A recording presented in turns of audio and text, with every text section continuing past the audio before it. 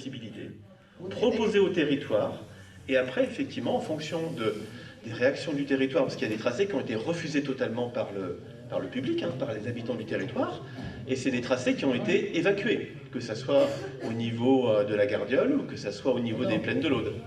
Expliquez-nous pourquoi cette concertation précipitée en novembre 2020 sans avoir réactualisé les études.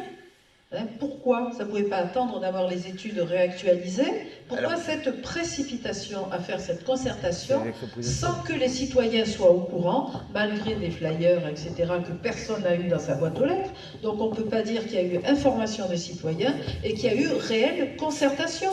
Pourquoi être si pressé, avoir fait ça en pleine pandémie en novembre 2020?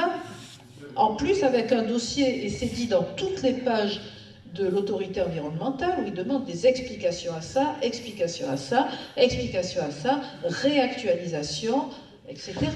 C'est normal. D'où vient cette précipitation? Pourquoi?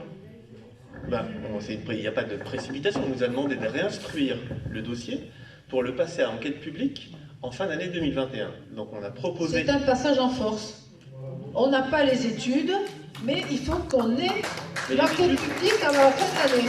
Les études, vous les avez.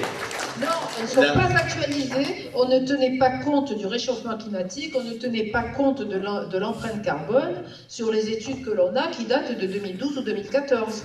Les temps ont beaucoup changé. Mais la vulnérabilité au changement climatique, la ligne nouvelle en tient compte. Bien sûr que si. Non. Bien sûr que si. Bien sûr que si. La ligne nouvelle et les études ont été refaites pour la ligne nouvelle pour tenir compte du réchauffement climatique. Et notamment de toutes les problématiques hydrauliques.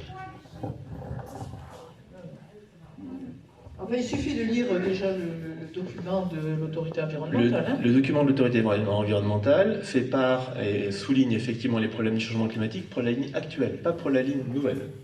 Oui, mais ils disent qu'il faut que les deux projets soient complets, soient couplés. Oui, mais c'est le cas, les deux projets soient couplés. Et en ce qui concerne l'empreinte carbone, les 240 ans nécessaires à compenser, je veux dire, c'est pour la ligne nouvelle, c'est pas pour la ligne ancienne.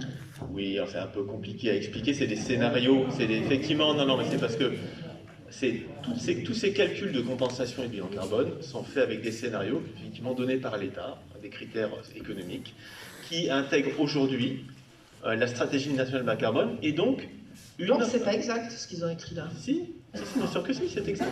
Oui, bien sûr, c'est exact. Ouais. Et donc une stratégie nationale bas carbone qui doit mener en 2050 déjà à une neutralité carbone. C'est-à-dire que...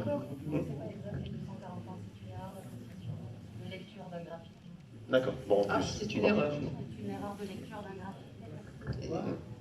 C'est une erreur de lecture d'un graphique. Et ça a été dit